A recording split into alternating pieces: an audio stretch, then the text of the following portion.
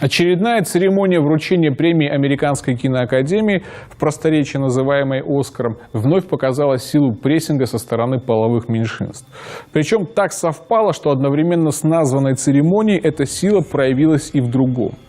«Лучший фильм года» – так звучит название номинации, за которую из года в год борются лучшие, по мнению американских киноакадемиков, ленты. И на свежей церемонии статуэтку за эту номинацию получил фильм «Зеленая книга». В нем джазовый чернокожий музыкант-гомосексуал нанимает водителя-итальянца с криминальным прошлым, чтобы тот стал его телохранителем в гастролях по российским южным штатам. В общем, коктейль такой, что киноакадемика, который бы отказался голосовать за эту картину, точно подвергли бы обструкции коллеги по цеху.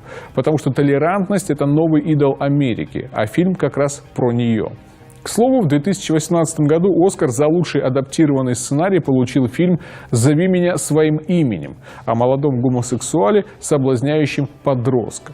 Да, это не главный «Оскар», но годом ранее, в 2017-м, лучшим фильмом года стал «Лунный свет». Он, правильно, снова про гомосексуала-подростка, вдобавок черного. А в 2016-м главный «Оскар» дали ленте «В центре внимания». Она о педофильском скандале в католической церкви. И там, сами понимаете, тоже не обошлось без гомосеков. Тенденция очевидна. 4 года подряд главный киноприз или как минимум одну из важных номинаций отдают ленте, пропагандирующей дегенерацию. Да, кстати, в нынешнем году вышел дубль, потому что статуэтку за лучшую мужскую роль отдали актеру, исполнившему роль Фредди Меркьюри, который тоже выступал по мужикам и умер от СПИДа. Так стоит ли удивляться, что на красную дорожку в Голливуде выходит вот это?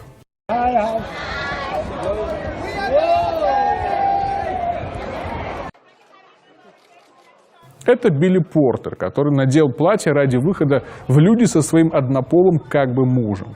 А вот свежие новости по поводу того, каким способом на Западе будут размножать всех этих Билли, помимо пропаганды и извращений посредством кино. За темой следит мой коллега Владимир Корнилов.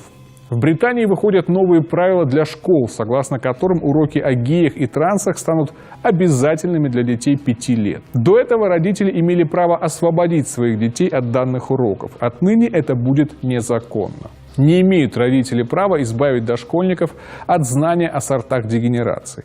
Такова нынче британская демократия. Аналогичную демократию они пытаются продвигать и у нас. Например, через Европейский суд по правам человека, который в конце минувшего года присудил России выплату компенсации в рамках иска со стороны лидера ЛГБТ-движения Николая Алексеева. Причем этот деятель решением недоволен и подал апелляцию. Постановление ЕСПЧ обжаловано нами в Большой палате Европейского суда, объявил Алексеев, которого цитирует Интерфакс. Активист сообщил о требованиях представителей ЛГБТ-движения. Они выступают за проведение нового рассмотрения дела в высшей инстанции, поскольку это является вопросом общего интереса и интерпретации Европейской конвенции. Помимо этого, представители ЛГБТ-движения требуют сделать санкции в отношении России более суровыми. Поводом послужило то, что в Воронежской области чиновники, соблюдая закон о запрете извращенческой пропаганды, не разрешили проводить гей-парад. А именно по поводу запрета таких шествий Алексеев и судился против России в ЕСПЧ.